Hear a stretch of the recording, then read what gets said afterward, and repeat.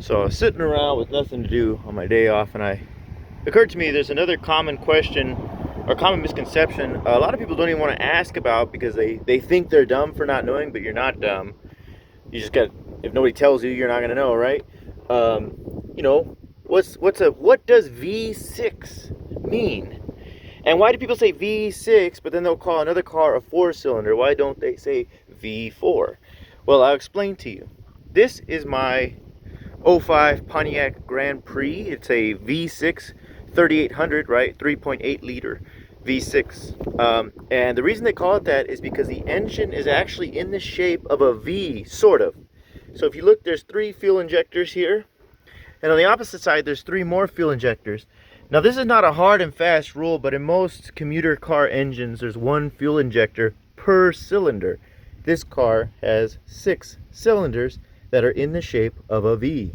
Therefore, this car is a V6. That's all there is to it. And that's all that naming convention means. It has 6 cylinders in the shape of a V.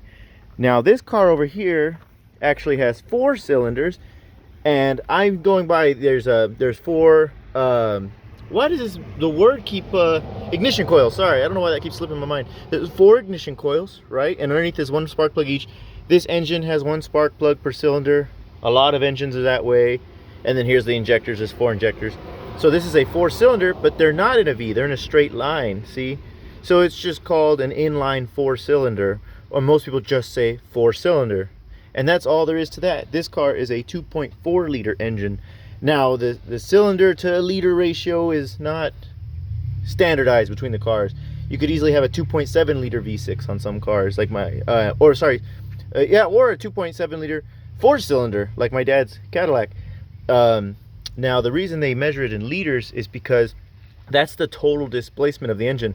All that means is, like, if you took the volume of the cylinder that the piston actually traveled through and you multiplied it by the number of cylinders, you'd come out with that many liters. So each of these goes through 600 cubic centimeters, which, you put that together, is 2.4 liters. So it's pretty straightforward how that works. And the same thing with this one.